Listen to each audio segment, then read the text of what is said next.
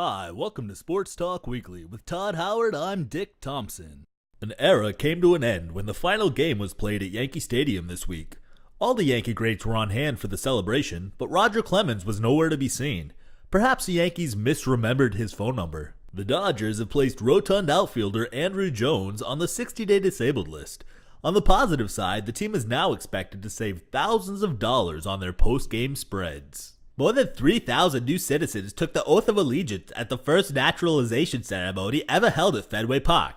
Much like a regular Major League game, the field was littered with people who could barely speak English. The event was going great until half the attendees accidentally sang Sweet Caroline instead of the national anthem. Tiger Woods decided not to attend this year's Ryder Cup because he couldn't play due to injury. Who can blame him? We wouldn't watch golf unless we were getting paid to do it either. South Korea's Se-Ray Pak has defended the LPGA's plan to suspend players who don't speak English well enough to satisfy sponsors. At least we think that's what she was talking about. For all we know, she could have been sharing a recipe for dog soup. Running back Ricky Williams reportedly negotiated his own contract extension with Bill Parcells and the Miami Dolphins. That certainly explains why it was written on zigzag rolling paper.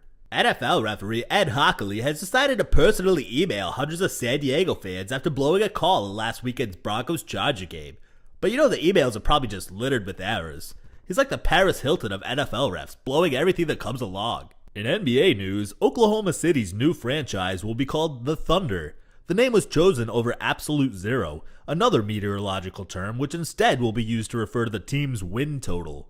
Wizards guard Gilbert will miss the start of the NBA season after enduring a third operation on his left knee in less than 17 months. On a positive note, he knew enough about the intricacies of knee surgery to perform the procedure himself. Mavs forward Josh Howard was caught on video disrespecting the American national anthem before a charity flag football game. Sure, it sounds bad, but in his defense, he was so high at the time he thought he was in Paraguay. Former Kansas stars Mario Chalmers and Darell was sent home from the NBA's mandatory rookie transition program after league officials discovered women and marijuana in their hotel room. The NBA had no choice but to let them go since they clearly already know how to conduct themselves like true NBA veterans. Sam Cassell is expected to sign with the Celtics for the 2008-2009 season. The veteran guard briefly flirted with the idea of joining the NFL so he'd have 50 teammates to talk at rather than just 11. Pittsburgh Pirates shortstop Jack Wilson will likely miss the remainder of the season because of a fracture in his right index finger. Unfortunately for Wilson, that's the same finger he uses to change the channel when the Pirates highlights come on the TV. New York Mets reliever Ambrios Burgos has been arrested on suspicion of biting his girlfriend in a Queens hotel. Just another Mets pitcher who couldn't get himself out of a jam.